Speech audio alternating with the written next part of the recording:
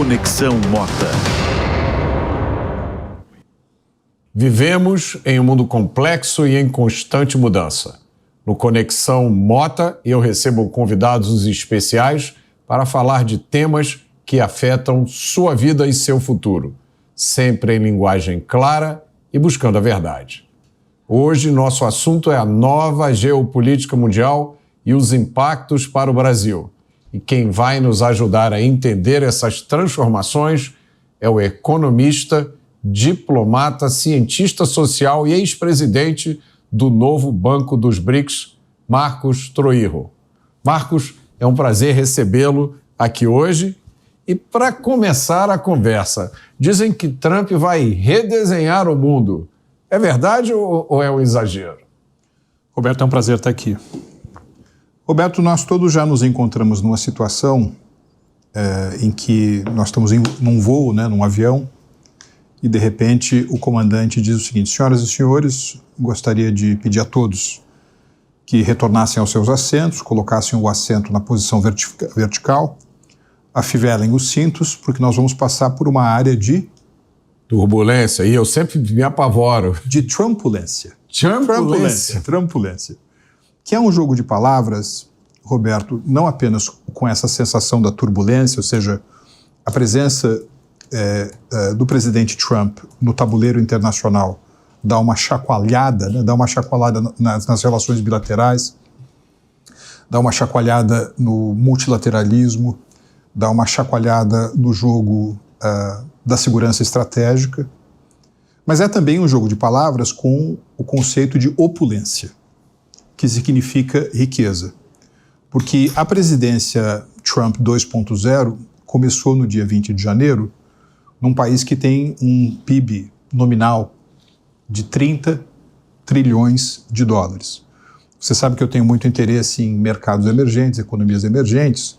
Se nós estivéssemos olhando para o mundo 20 anos atrás, quando o Thomas Friedman publicou O Mundo é Plano, aquele livro muito famoso, que era uma espécie de manifesto da globalização profunda, aparentemente a trajetória de crescimento de uma economia como a economia da China e a trajetória de crescimento da economia dos Estados Unidos ia resultar num eclipse raríssimo na história econômica, que é quando uma superpotência ultrapassa a outra como maior economia do mundo. O que estava ali nos astros para acontecer no ano que vem, 2026.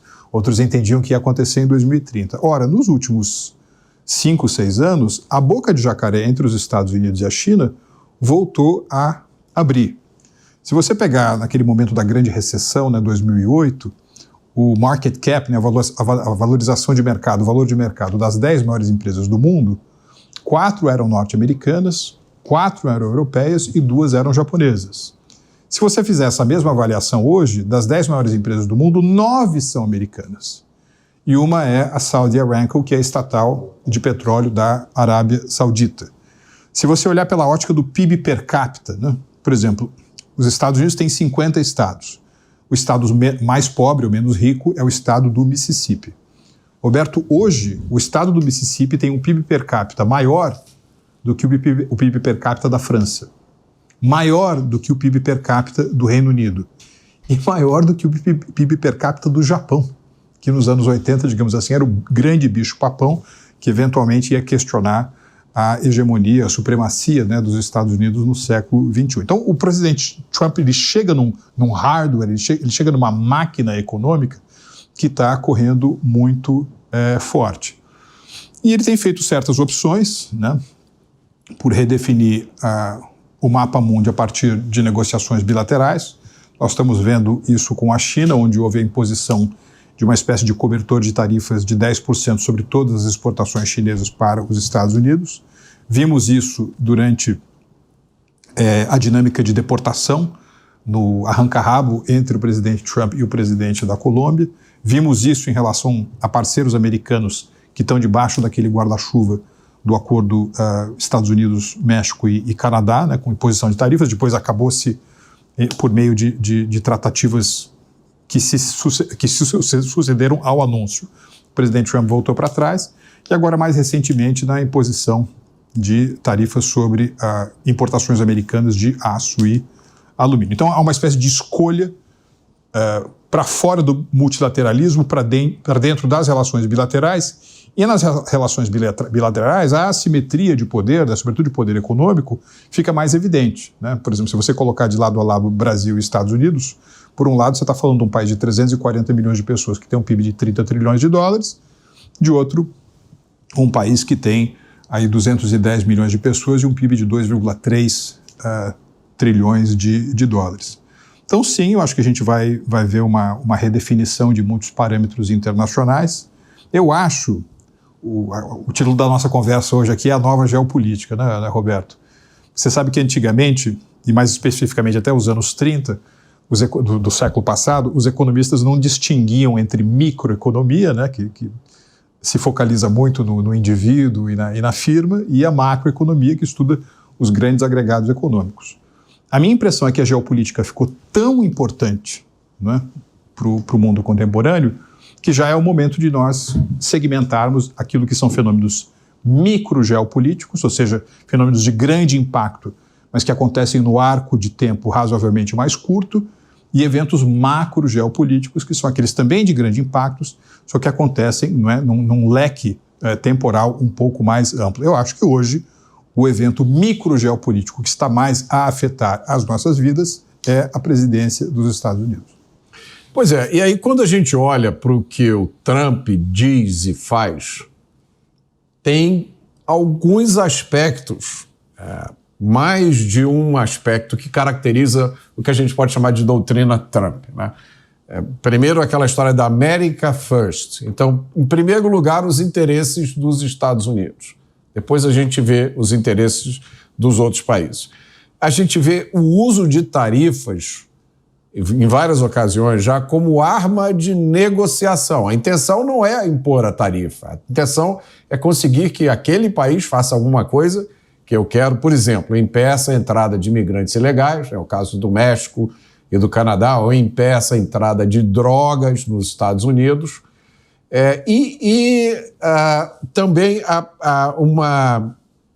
Agora, há muita gente que tem medo de que esse recurso às tarifas provoque uma retração econômica mundial. Eu vejo profetas do Apocalipse dizendo isso, comparando isso àquela lei, o ato Smoot-Hawley de 1920, que dizem que provocou a Grande Depressão de 1929. Afinal, o que a gente está vendo aqui? Bom, vai depender muito do jogo jogado, né? Porque a relação entre restrições comerciais e política migratória dos Estados Unidos, sem dúvida alguma, é um dos elementos que está sobre a mesa. Há outros elementos. Há uma mega competição hoje entre China e Ocidente, mais especificamente entre China e Estados Unidos. Em determinados setores, a Índia cresce de uma maneira exponencial.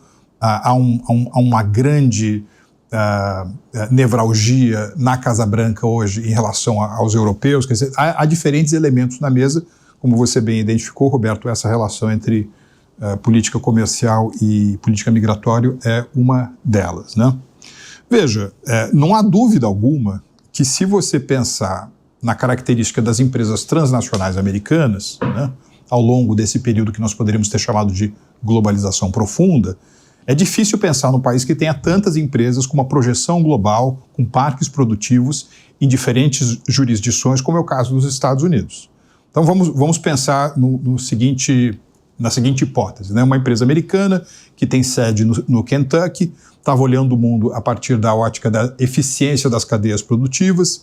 Ela fez recentemente uma alocação de investimento na criação de capacidade no Vietnã, um centro de distribuição nos Emirados Árabes. Se, de repente, por conta de uma nova doutrina econômica, ela vai encurtar as cadeias nas quais ela apostou apenas recentemente e vai centrar investimentos nos Estados Unidos, isso vai gerar uma perda de valor muito mais acelerada nos investimentos feitos no Vietnã e também no seu centro de distribuição.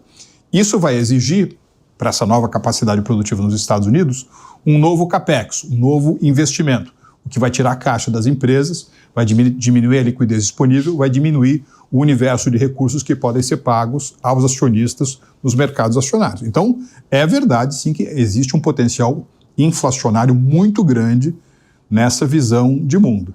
Eu estou entendendo e eu acho que essa não é uma característica apenas do presidente Trump, ou seja, se você olhar aquilo que dizia o Jake Sullivan, né, que era o conselheiro nacional de segurança da Casa Branca, durante o período Biden, os Estados Unidos estão vivendo uma espécie de mundo da geoeconossegurança. Não é apenas a ideia de eficiência que vai pilotar o avião, é também a ideia de geopolítica e de previsibilidade da atividade produtiva. Eles ficaram muito negativamente impactados com a Covid-19, onde eles tinham que usar máscara, mas não tinha máscara, porque não se produzia máscara, gera uma dependência, por exemplo, de importações vindas da China ou da Índia. Precisavam de respiradores, não tinha, precisavam importar.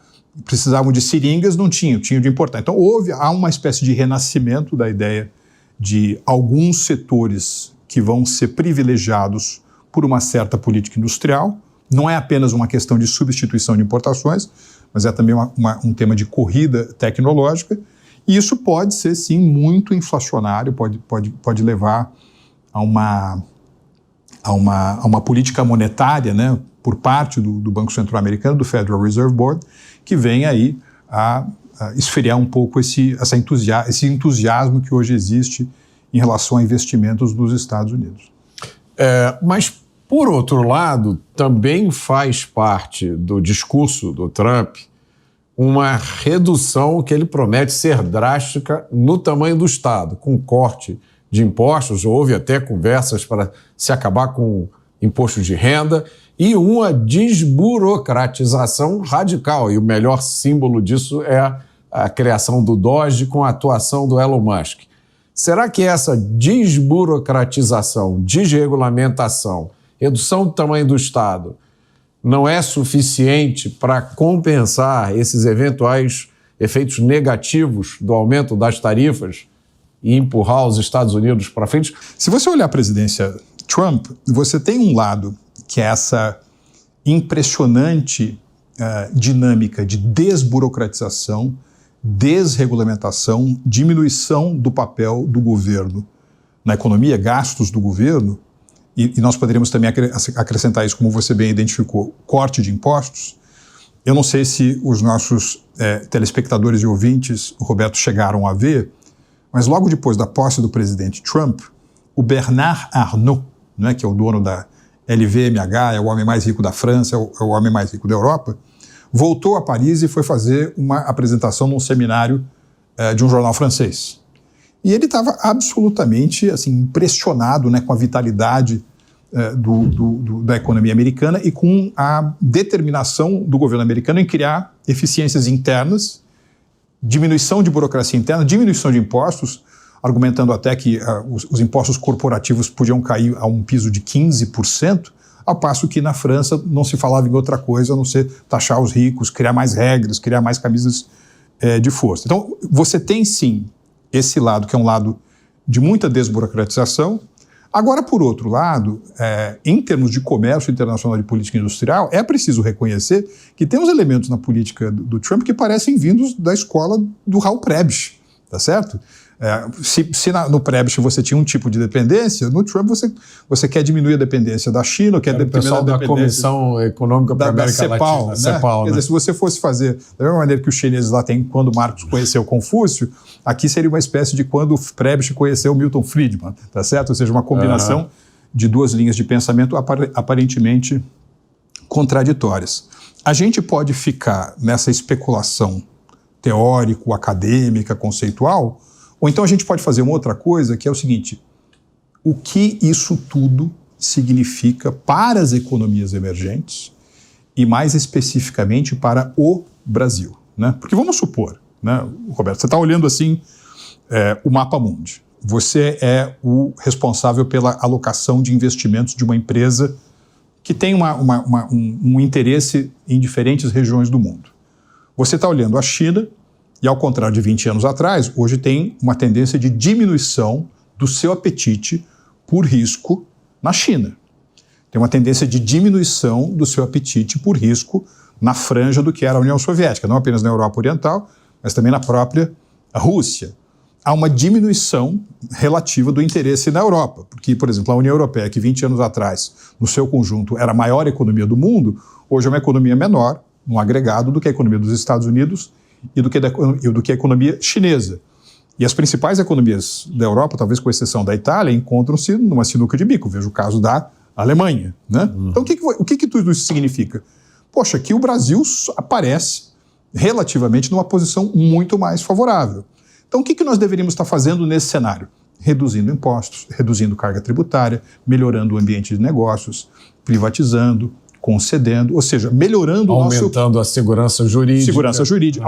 Ou seja, nós temos que fazer uma espécie de condicionamento físico para concorrer de uma maneira muito mais provável de vitória a esses capitais que estão se reorganizando em torno do mundo. Aí você vai por apenas um critério que eu acho que, na minha opinião, já mostra o quanto o Brasil pode ficar para trás, que é a carga tributária como percentual do PIB. Hoje, Roberto, depois de toda a conversa sobre reforma tributária no Brasil, né, lá no fim do arco-íris, ainda assim a nossa carga tributária, vamos pensar no horizonte de 8, 10 anos, se nada for feito do ponto de vista da diminuição do custo do governo, do custo do Estado, nós vamos estar pagando algum número entre 34% e 35% de impostos como percentual do nosso produto interno bruto. Qual é a média dos mercados emergentes? 21%. Então só aí nós temos uma distância que só pode ser medida em anos-luz. Aí você vai olhar para um país como a Suíça, por exemplo, que recentemente foi reconhecido, né, por aquele índice do Fórum Econômico Mundial como o país mais competitivo do mundo. A carga tributária hoje na Suíça é menor do que a carga tributária do Brasil, como percentual do PIB. Aí você vai olhar para os Estados Unidos. Mesmo antes de começar a presidência, essa segunda presidência Trump, os americanos já tinham um patamar de impostos como percentual do PIB a ordem de 27%. Se isso vai jogar, ou seja, se essa presidência Trump, se essa busca de eficiência, corte de impostos, joga a carga tributária nos Estados Unidos para baixo, os Estados Unidos vai ficar muito mais parecido com a média dos mercados emergentes, que são economias mais dinâmicas, do que com os seus primos mais ricos da OCDE, que estão lá em cima com 35%, 40% e lá vai pedrada por cento. O que isso diz para o investidor internacional, para aquele que está pensando, por exemplo, na alocação especial do seu parque produtivo? Vá para os Estados Unidos. Isso diminui o estoque de capital disponível para uma economia como brasileira. Aí você pega, por exemplo, a presidência do G20 que foi exercida pelo Brasil. Qual que era o grande tema da presidência brasileira? Taxar os ricos. Ou seja, é justamente o contrário do que os americanos estão fazendo agora, que entendem esse vínculo entre ricos e riqueza, né, a disponibilidade de capital fazendo inovações, construindo novas empresas, disponibilizando investimentos de longo prazo para a infraestrutura, que na realidade é uma onda que nós, do Brasil, deveríamos estar surfando. Mas o que você está descrevendo parece, para mim, soa para mim mais como uma derrota do Brasil do que como uma vitória dos Estados Unidos. Porque o cenário do Brasil é um cenário ruim, independente do que aconteça nos Estados Unidos, né? A vitória de Donald Trump talvez acelere esse processo, torne ele mais agudo, mas o fato das preocupações principais do Brasil serem taxar os ricos, né? Essencialmente taxar e aumentar o tamanho do Estado, colocaria o Brasil numa situação de competitividade ruim de qualquer jeito. Sim. Ou a gente perderia para a Índia, ou perderia para a China, ou perderia para o Vietnã. Agora vamos perder para os Estados Unidos. É isso? Sim, sim. Não, eu acho que é exatamente isso, Roberto, só que tem aquilo que nós poderíamos dizer que é um agravante.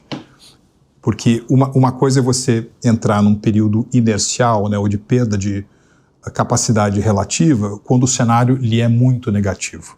A outra é você ficar preso a esse tipo de política, de paradigma, de visão de mundo, conseguindo ver ali a luz no fim do túnel, ou seja, um Eldorado que pode acontecer para o Brasil por conta de características que nós temos e que são muito boas para nós. O mundo está precisando de segurança alimentar. O Brasil diz presente. O mundo está precisando de segurança energética. O Brasil diz, estou aqui. O Brasil, quer queira, quer não, que ninguém se engane. Claro que você vai ter um questionamento muito forte da agenda ESG nos próximos anos. Mas você vai ter uma contínua expansão do tema da diversidade, por exemplo, de fontes energéticas e do aumento de capex para economia verde. O Brasil é protagonista nisso tudo. Nós estaríamos, mais uma vez, nós tínhamos que estar surfando o topo dessa onda. E por conta dessa visão, que eu acho toda ela muito pouco amistosa, né, ao investimento, à aposta de longo prazo, você tem o contrário. o Brasil está saindo da tela de radar de todo mundo. Você vai no Fórum de Davos, pouco se fala sobre o Brasil. Você vai nas reuniões de primavera ou de outono do Fundo Monetário, do Banco Mundial, pouco se fala sobre o Brasil. Você vai para os grandes centros de liquidez mundial, né, Abu Dhabi, Dubai, Singapura, né, o Brasil que estava tão comentado há apenas 2 anos, em 2022, saiu um pouco da tela de radar. Se fala muito mais da Argentina, por exemplo, né, ou desse renascimento americano, né, ou da centralidade, por exemplo, da Arábia Saudita como um ator indispensável no Oriente Médio, do que do potencial brasileiro como mercado em ascensão, num momento em que o mundo está clamando por coisas em que nós somos muito bons ou potencialmente líderes, como é o caso de comida, energia, economia verde e assim por diante. Mas eu acho que eu não cometo uma injustiça se eu disser que essas coisas que colocam o Brasil hoje numa posição de desvantagem, são essencialmente ideias absolutamente equivocadas que foram transformadas em projeto de governo e que estão hoje direcionando o Estado brasileiro. Ou seja, é um problema de software, não é um problema de hardware, né? Sim. Porque a nossa terra continua aqui, nossa matriz energética continua aqui, nossa situação geográfica continua aqui, a nossa população continua aqui.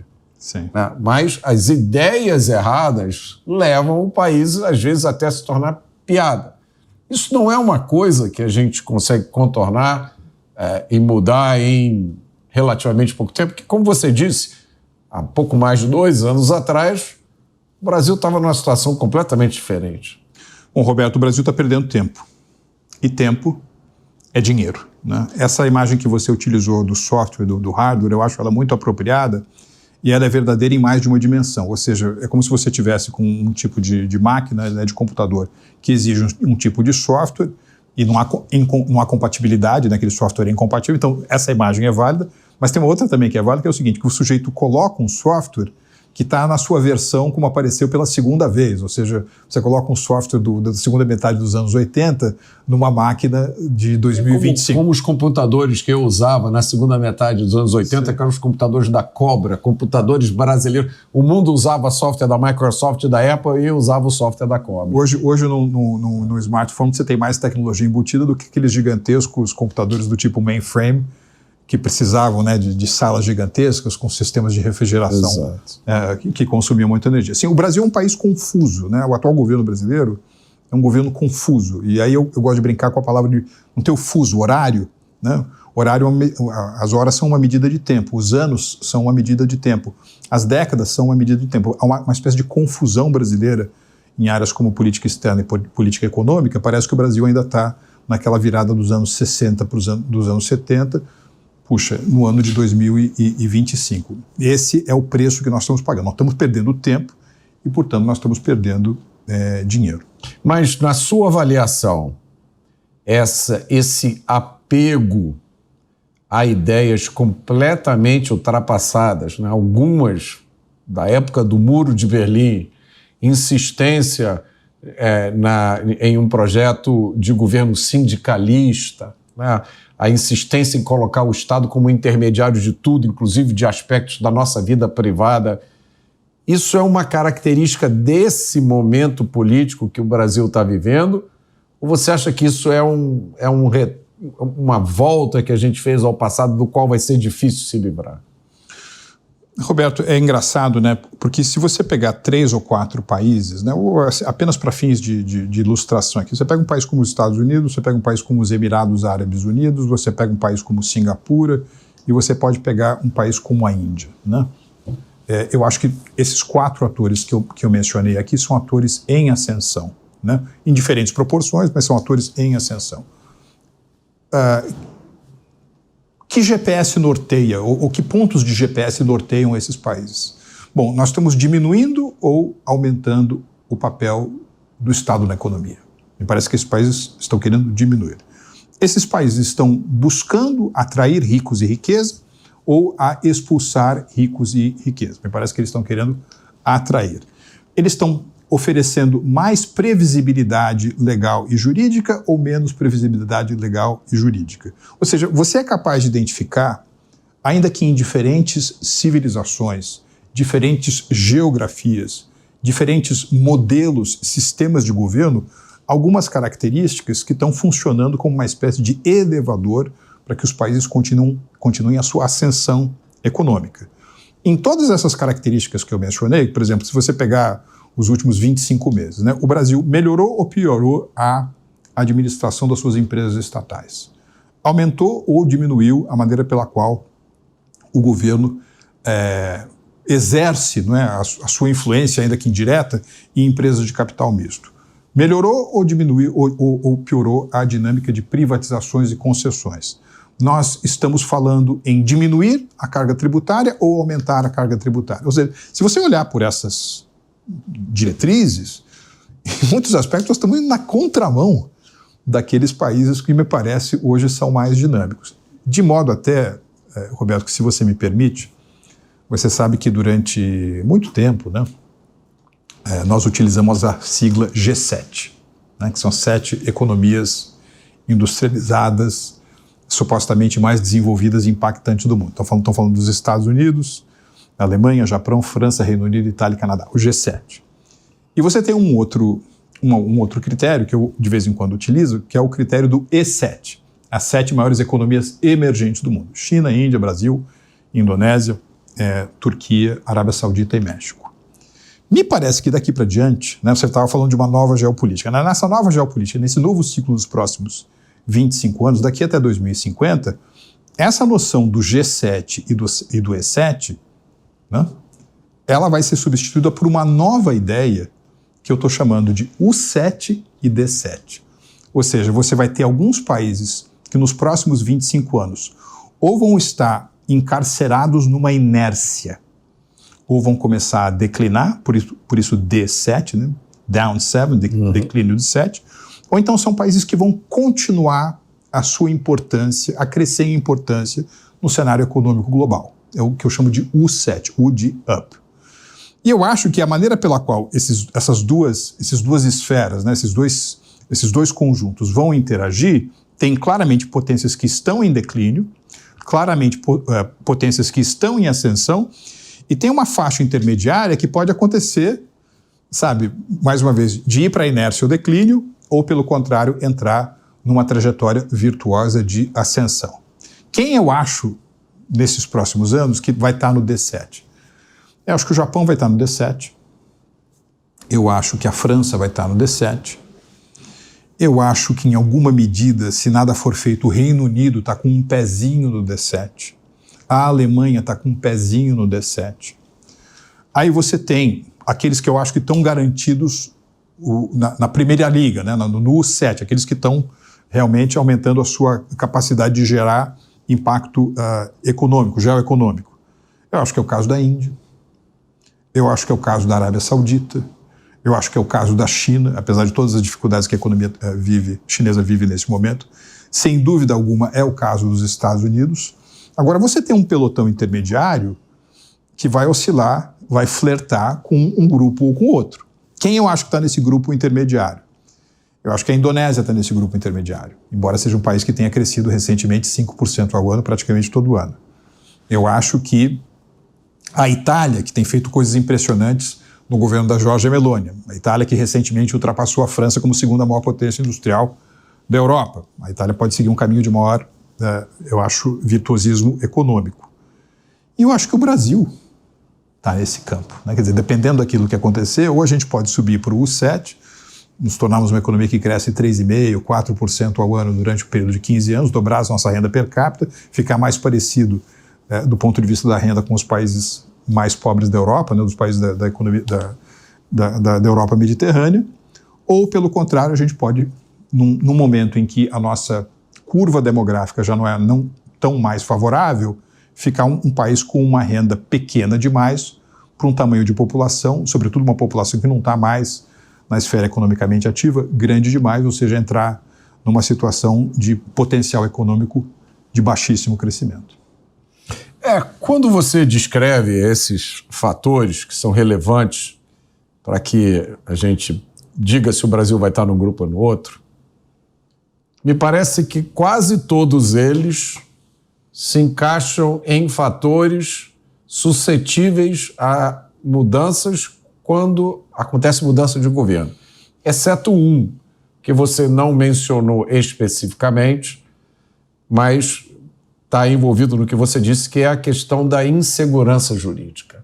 É você saber qual é a lei que está valendo, é você não temer uma decisão judicial que sai amanhã, que diga que tudo que você fez nos últimos 10 anos, embora você estivesse seguindo a lei vigente, estava errado e agora você tem uma fortuna para pagar em impostos atrasados. Essa me parece uma coisa mais estrutural, né? É uma coisa característica do Estado e não do governo. Agora, as outras coisas, né, como, por exemplo, o agigantamento do Estado, a obsessão com impostos, a obsessão com uma retórica atrasada que lembra aquela dos países não alinhados, né? Uma birra quase infantil de querer afrontar os Estados Unidos e se aliar com países que são párias, como o Irã. Essas coisas todas são suscetíveis de mudar em pouco tempo. Sim. Uma mudança de governo, né? E aí eu queria trazer para você um exemplo de um país que até pouco tempo era piada, fonte de desesperança, dado como perdido, que é a Argentina. E, de repente, renasceu. Como é que a Argentina é esperança para a gente? Não, eu acho que você mencionou a Argentina, mas tem um outro exemplo também muito eloquente, Roberto, que é a Grécia, né? Você lembra que você tem duas crises muito grandes, né, nos últimos 15 anos, um pouco mais. Quer dizer, você tem a queda do Lehman Brothers, você tem a crise dos subprimes, você tem o início da chamada Grande Recessão em 2008, e você tem depois a crise dos passivos nas economias da Europa Mediterrânea. E o mais grave deles era o problema grego. Lembra aquela história que os gregos iam voltar a adotar o dracma, iam sair do euro, e aí a Alemanha, lá, a Angela Merkel, teve que passar o chapéu aqui e ali, exercer uma certa liderança para poder pagar a conta dos gregos, que se aposentavam cedo demais, tinha um setor público que era caro demais, por uma produtividade pequena demais. Se você olhar a Grécia hoje, tudo bem, há cicatrizes muito pronunciadas das más escolhas econômicas do passado. Mas ano após ano de boa gestão econômica, sob princípios de sobriedade e austeridade, levaram recentemente a Grécia a ser reconhecido como um importante destino de investimento, uma importante nota de crédito, e a Grécia está saindo daquele lugar indesejável onde ela estava há apenas pouco mais de uma década. No caso da Argentina, é impressionante o que a administração Milei conseguiu realizar, inclusive do ponto de vista da mudança da percepção sobre a Argentina, num período tão curto de tempo. Agora, se você pensar, Roberto, que durante os anos peronistas, né, na Argentina, a Casa Rosada emitia decretos dizendo qual deveria ser o preço do pãozinho e da manteiga a ser servido no couvert dos restaurantes de Buenos Aires, há um longo processo de intervencionismo governamental, estatal, de ideias equivocadas, que é muito difícil também você resolver em 12 meses ou 18 meses. De modo que o carro argentino está no meio do túnel. Ele já percorreu muito, mas ele tem que percorrer muito ainda. E um dos principais desafios é você equacionar o tema da dívida externa, da dívida denominada em dólares que a Argentina tem. Agora tem uma característica... É um problema que o Brasil não tem. Um dos problemas que o Brasil não tem. Né? Que o Brasil não tem. Agora, no caso da Argentina, curiosamente, ele está mais fácil de resolver agora do que já esteve no passado. Porque, veja, se você voltar, Roberto, à chamada crise dos fundos abutres, lembra dessa história na Argentina, né? Uhum. Ou seja, o governo argentino tentou, num determinado momento, convocar todos os seus credores, acho que a Argentina tinha mais de 4 mil credores, por exemplo, e dizer o seguinte: olha, você não vai receber o valor que você nos emprestou. Agora eu topo comprar a sua dívida por uma fração do seu valor de face.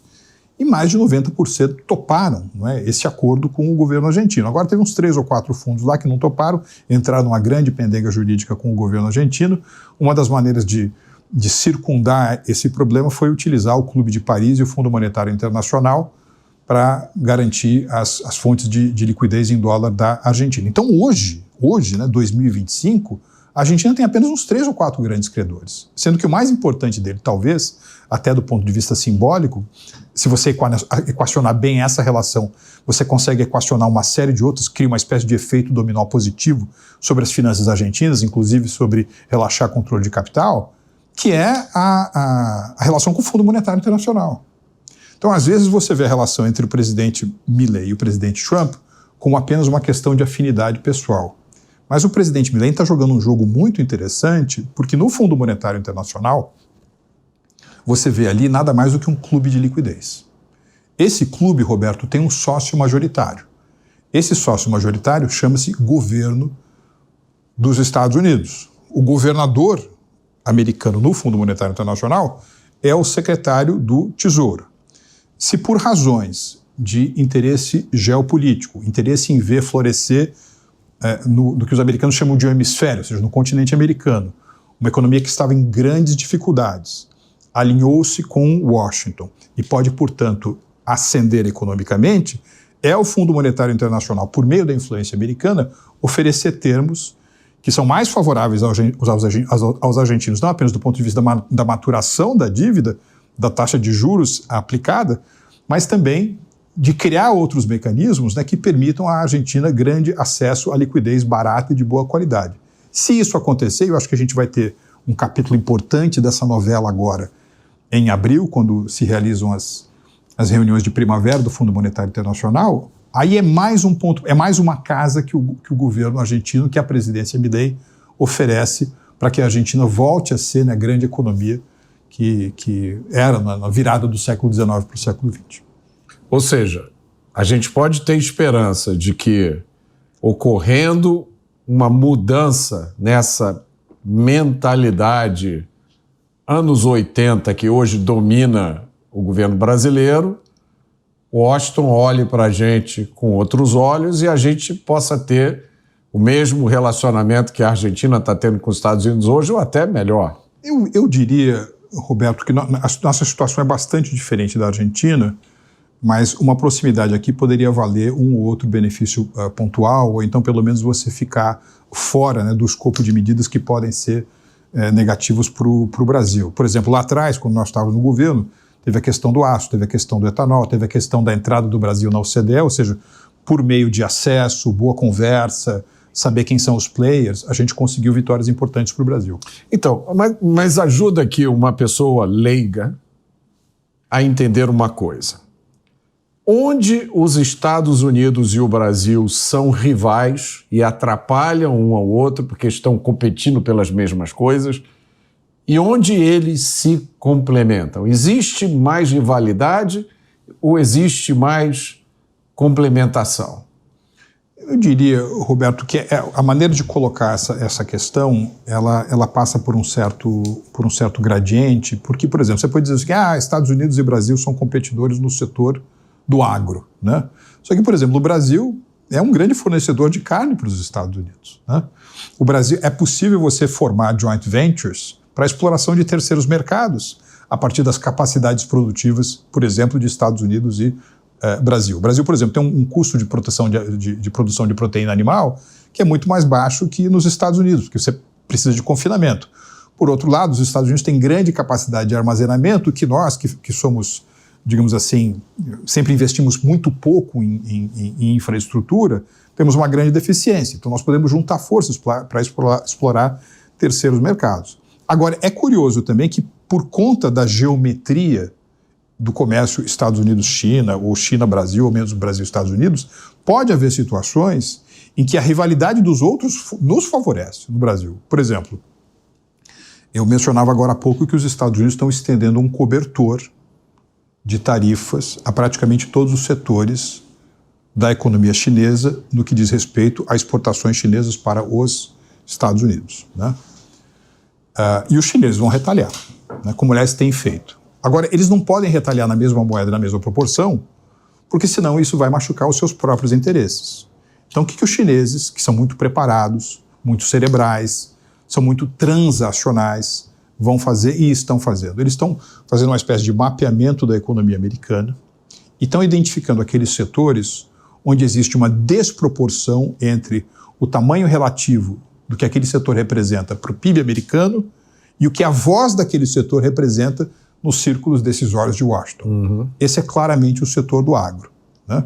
Então, por exemplo, se os chineses quiserem retalhar, eles podem diminuir compras americanas, né, compras chinesas de produtos americanos do agronegócio. Até 2018, os Estados Unidos foram o principal exportador de alimentos para a China. Mais do que o Brasil. Nos últimos 5 anos, o Brasil tomou a liderança dos americanos. Se, de repente, os chineses retalham os americanos nas exportações americanas de alimentos, do agro em geral, essencialmente só há um país no mundo que tem a capacidade, a proporção de desempenhar um papel quase que de um substituto automático às vendas americanas à China. Esse país é o Brasil. Nós podemos ganhar.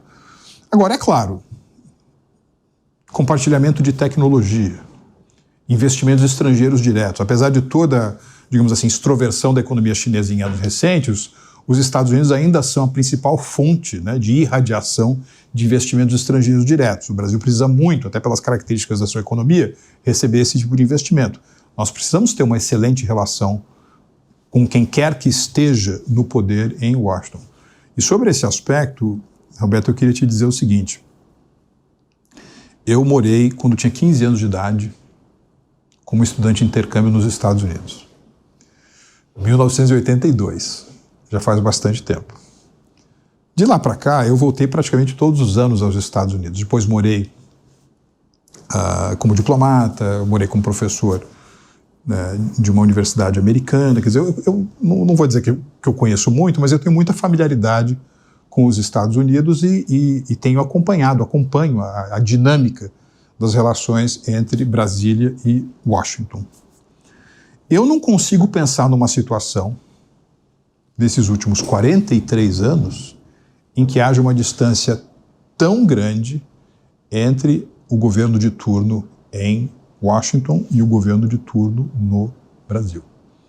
Não há pontos de conexão, não há vasos comunicantes, não há um número de pessoas no setor privado ou nos think tanks que esteja atuando de maneira bem orquestrada para aproximar esses dois países. Então é algo, mais uma vez, que eu nunca vi uma distância tão grande, né? E agora a presidência Trump, por exemplo, fala sobre a eventual prática de políticas comerciais de reciprocidade no que diz respeito à aplicação de tarifas ao comércio internacional de manufaturados. Então veja, hoje a tarifa média que os Estados Unidos aplicam à exportação de produtos brasileiros é de 2%. A tarifa média que o Brasil aplica à exportação americana, ou seja, à importação brasileira de produtos americanos, é 11%. Então, se os americanos decidirem, mais uma vez, uma política recíproca, o Brasil vai sair perdendo. O Brasil tem nos Estados Unidos o segundo maior destino das suas exportações, né? É provavelmente, nesse momento, o mercado em relação ao qual o Brasil consegue mais colocar bens de maior valor agregado. Então, falta nessa equação uma liderança, ou uma série, né, de atores que pudessem diminuir a distância entre aqueles que são não apenas as duas maiores democracias do Ocidente, mas também as duas maiores economias do continente americano. Deixa eu te fazer uma pergunta difícil agora. Existe, do ponto de vista dos Estados Unidos, a percepção de que essa direção do Brasil hoje é fruto de uma mentalidade ideológica e atrasada de quem está no governo hoje? Ou existe o risco, ou os Estados Unidos podem ter a percepção de que isso o Brasil é assim mesmo? Você está descrevendo uma situação que é uma situação de fato no Brasil, só que você tem o tema do olhar americano. Se você tem um olhar americano desinteressado por essa realidade de fato no Brasil, os efeitos são menores. No entanto, Roberto, os Estados Unidos ficaram independentes em 1776. Então nós estamos caminhando aí para quase 250 anos de Estados Unidos como potência independente. É a primeira vez nesses quase um quarto de milênio que você tem na Secretaria de Estado um descendente latino-americano. Estou falando aqui do senador Marco Rubio, que hoje é o secretário de Estado. Então, esses temas latino-americanos, entre eles o Brasil, que em outras administrações passaram meio que desapercebidas, ganham uma relevância toda especial agora, né? Ainda mais se você levar em consideração que enfim, o senador Marco Rubio tem uma trajetória que a gente poderia chamar de conservadora, não apenas em relação ao seu eleitorado, mas também legislativo. Se você acompanha as manifestações que ele fez no Congresso americano sobre o Brasil, sempre criticaram um pouco dessas características do governo de turno no Brasil, de modo que os americanos estão prestando mais atenção do que em outros momentos históricos para um governo que parece, mais uma vez, confuso e meio que desalinhado aquilo que poderiam se chamar de Ocidente, né? Lato sensu. É uma pena, porque a única coisa que eu consigo lembrar é que, assim, no início dos anos 2000, aquele Council on Foreign Relations, né, que é um dos think tanks mais importantes do mundo, preparou um trabalho bem estruturado, mostrando a importância do Brasil, como era absolutamente central para o governo americano, mais uma vez, prestar atenção a esse gigante que é o nosso país. E, infelizmente, aquilo foi atropelado pelo 11 de setembro, pela guerra ao terror e por toda essa prevalência do que era visto como uma ameaça à segurança nacional dos Estados Unidos, seja no Oriente Médio, seja no Afeganistão. E eu, portanto, acho que nós estamos muito distantes do governo norte-americano e é um governo que vai... Agora está muito na moda a palavra consequencial, né? Vai gerar muitas consequências para a economia mundial. Eu te dou um exemplo apenas, Roberto. Você sabe que durante o período que nós tivemos no governo, a gente trabalhava para que o Brasil entrasse na OCDE, na Organização para a Cooperação e Desenvolvimento Econômico, que é um clube de países desenvolvidos, tem alguns outros latino-americanos, e se o Brasil tivesse acesso a se tornar um membro pleno da OCDE, nós seríamos o único país do mundo, membro dos BRICS, membro do G20, mas membro também da OCDE. Isso tem vantagens econômicas, porque depois da crise de 2008, né, com um pouco de descrédito das agências de classificação de risco, as práticas da OCDE, as políticas da OCDE passaram a ser vistas positivamente por fundos soberanos, por investidores institucionais no momento de alocar os seus recursos, ou seja, o Brasil fazendo parte da OCDE, ele abre a chave do cofre a um capital de longo prazo e de boa qualidade que poderia vir para reforçar o nosso setor infraestrutural. Nós tivemos uma longa negociação com o governo americano naquela época, era também o governo Trump, ministro Paulo Guedes, eu lidando com o Robert Lighthizer, né, que era o negociador americano nesse setor. Não foi difícil obter, não foi fácil obter o endosso americano. Conseguimos o endosso americano, recebemos a carta de apoio não apenas do governo dos Estados Unidos, mas também do secretário-geral da OCDE. O que o governo brasileiro faz nesses últimos tempos? Não apenas não convida o secretário-geral da OCDE para vir à reunião do G20, mas anuncia publicamente que está deixando essa ideia da OCDE para o lado, para o curto prazo. Ou seja, isso mostra, mais uma vez, para o governo americano, para os governos europeus, para outros governos que fazem parte da instituição, que o Brasil é um país confuso. Um país confuso. Mais uma vez, a confusão leva a perda de tempo, a perda de tempo leva a perda de dinheiro. Bom, no Pingos nos Is, toda hora eu lembro, né, para as pessoas que, às vezes a gente fala de Brasil querendo dizer a nação brasileira. Às vezes a gente fala de Brasil querendo dizer o governo brasileiro. Sim. Às vezes a gente quer falar do Estado brasileiro, né? Você falou da excepcionalidade dos Estados Unidos terem pela primeira vez um secretário de Estado que tem origem hispânica, fala espanhol fluente, entende a América Latina. Deixa eu trazer para você 3 outros elementos que são também meio inéditos na situação atual, né?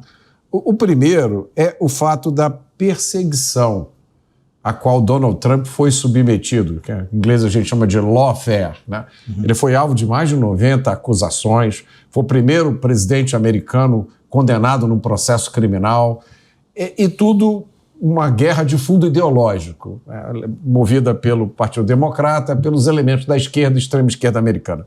O segundo elemento é a suposta presença da China no controle do Canal do Panamá, que gerou, inclusive, uma das primeiras medidas do Trump, ou das falas dele, dizer que ele ia assumir o controle do Canal do Panamá. Também teve aquela história das fragatas iranianas que ficaram aqui no Brasil, um troço meio estranho, depois iam passar pelo Canal do Panamá.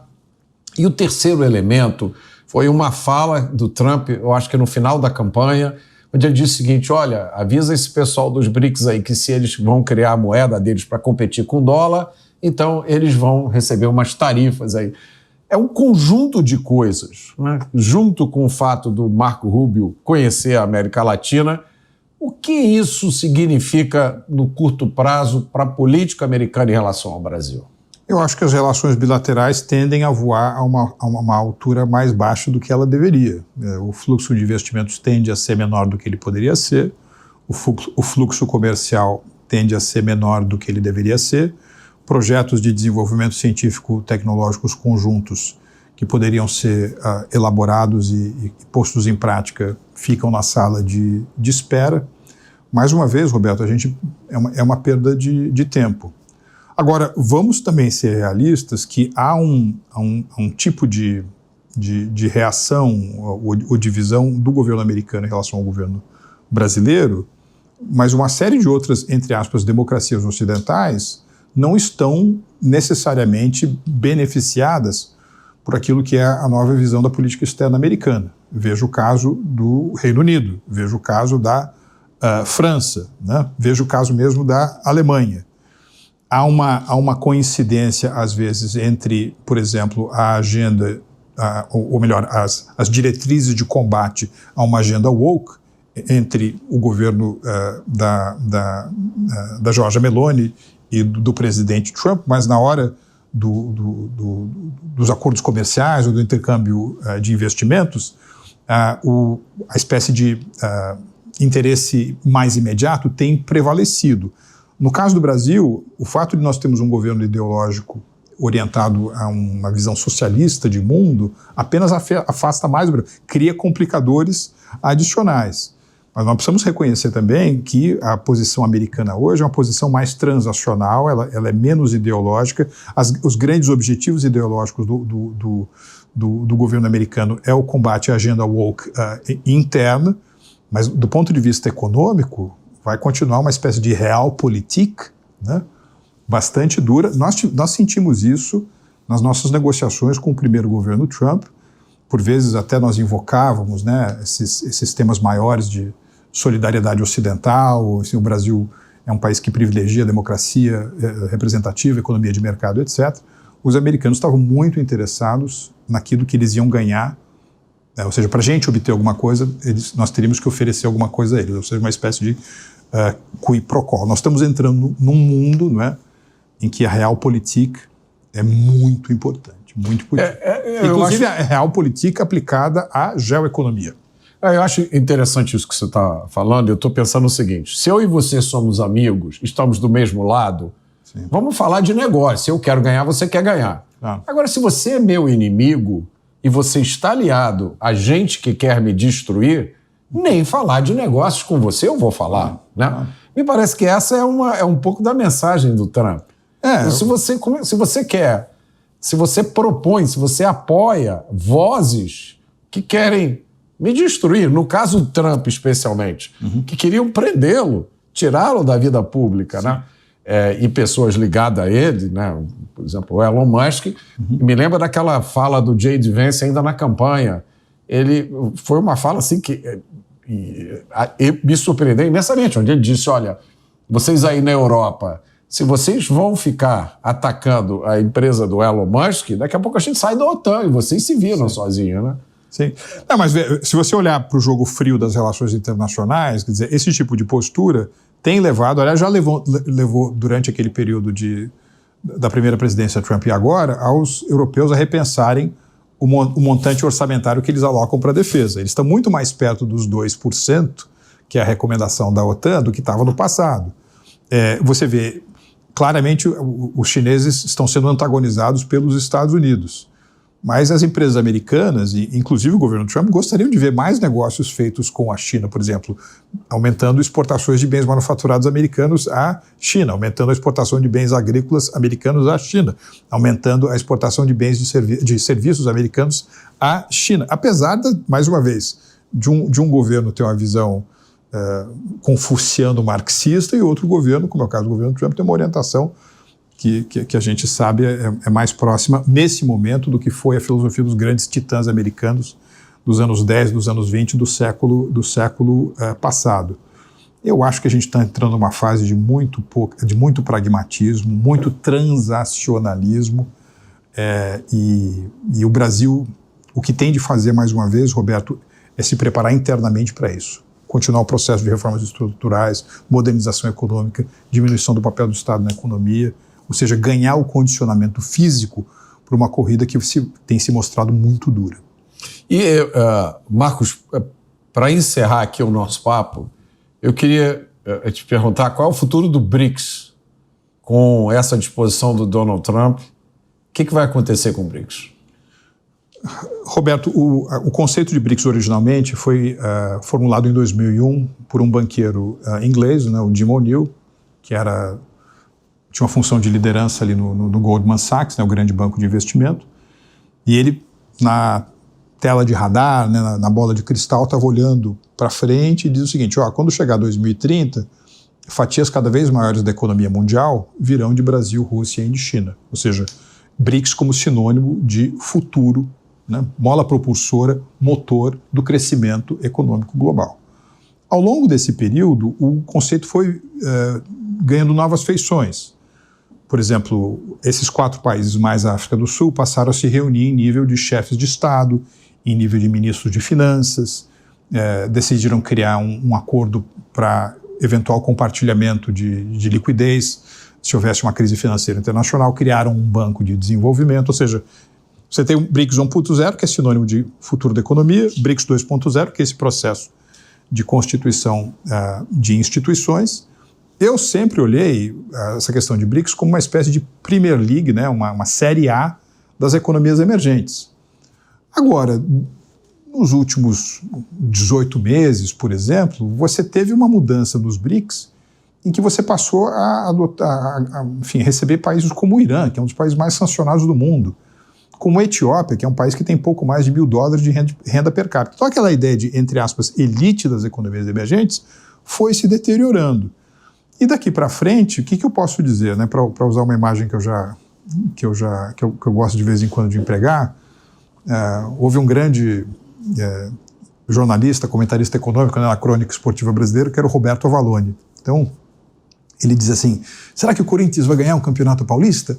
Ponto de interrogação. Então, a relação aos BRICS, ponto de interrogação. Marcos, muito obrigado pela sua presença aqui mais uma vez. E o Conexão Mota fica por aqui. E para você que gosta do jeito Jovem Pan de Notícias, não deixe de fazer a sua assinatura no site jp.com.br. Lá você acompanha conteúdos exclusivos, análises, comentários e tem acesso limitado ao Panflix, o aplicativo da Jovem Pan. Obrigado pela sua companhia e até a próxima semana.